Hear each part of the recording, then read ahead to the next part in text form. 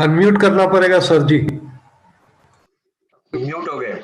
I think he had muted everybody, including me. Oh, doesn't matter. I will watch now. My microphone is on. Thank you. Yeah. Basically, those who worked with NDDB for 10 years or more, they had become NDDB men for the ideals, for the philosophies, for working for the masses, to uplift their standards of living and to make a change. Dr. Kurien, the man was with purpose. He knew what is the why of his life. He knew what he was doing, why he was doing, for whom he was doing. And the same principles he's tried to instill among every employee. Gentlemen, let me share with you, NDDB never made moneyed people working with them, but they made the richest people on the earth by instilling their philosophy, their culture, and their ideals. So wherever NDDB people have gone or going, they are creating their own imprints. As a young engineer, when I was working with NDDB, I had an opportunity to go on various board of directors. Generally, the people from FOH and technical department used to go as a representative of NDDB. In one of the meetings in Mumbai, I had asked an additional secretary why engineers are not deputed. They said, "Are you interested?" I said, "Yes, definitely." So I was deputed, or rather nominated as a second nominee on a couple of boards. One of the board of directors position was in Jalgaon. So Mr. Khanwalkar, who was our deputy director, he used to be the first nominee and I used to be the second. I remember on 26th of August, 1986, there was a board meeting in Jalgaon. And in that board meeting I attended. Before that, I had gone through the agenda and prepared myself with facts and figures. I studied the model bylaws. There was one resolution promoted and proposed by the chairman to reinstate an employee who was terminated for certain charges. And I had seen that as per the model bylaws, no employee who is terminated can be reinstated in the same organization. And I requested the chairman not to pursue that agenda, defer it. Unfortunately, chairman was adamant. He said, no, we want to take this fellow back. Now he has become a very good man and all that. I said, he may be a good man, I'm not doubting, but it is against the bylaws. It is against the model bylaws. Chairman pursued that agenda. Let me share with you, Dr. Naure is a witness to that. He was representing Mahasangh those days. Dr. Sonane, who was the then managing director of Jalgaon Dairy, that resolution was defeated 7 versus 6. How I could do? I was a young man of 35 knowing nothing, but when NDDB deputes somebody, they depute with all arms and ammunition of the knowledge of the law. The chairman, let me share something more, was nobody less than the father-in-law of my younger brother, uncle-in-law rather I should say, Maase Sasraji.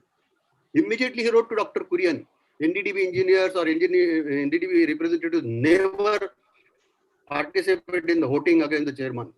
How come that your representative did? Before that, my report had gone through the regional director and Dr. Kurien refuted. He told him, why did you do that wrong thing there to the chairman, not to me? What I'm trying to say, this sort of encouragement, this sort of creation of the manpower was done by Dr. Kurien and the sculptors we had used. We have got half a dozen sculptors with us today. These are the people, they had used their channi and hatoda to shape us. We were just a piece of boulder. It is Mr. Chawla, it is Mr. Nagar, Mr. Naure, and all, of course, now there is a new generation, Mr. Sodi, who is handling India's biggest cooperative, having 50,000 crore turnover. Where from all these values came to these people? Where from all that junoon came? It was only that one man, his vision and his charisma. So I always say that NDDB never made their employees moneyed, but they made them the richest people on the earth. With that, let us go to the sculptors. Let us ask them how much extra material they had chipped off from each individual whom they had shaped. Let me share with you, during our tenure with NDDB, I was a very young engineer in 1977.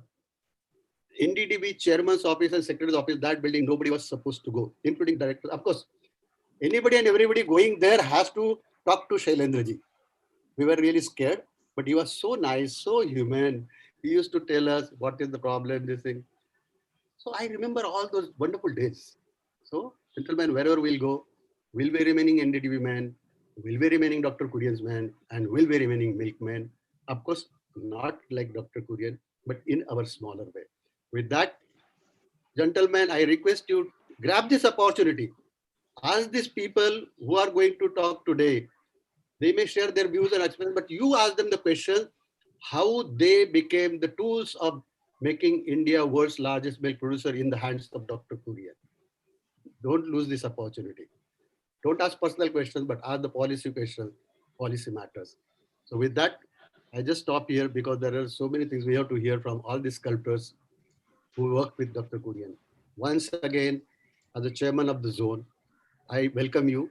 We have been working, we will be working for the masses of the country, milk producers. Thank you very much.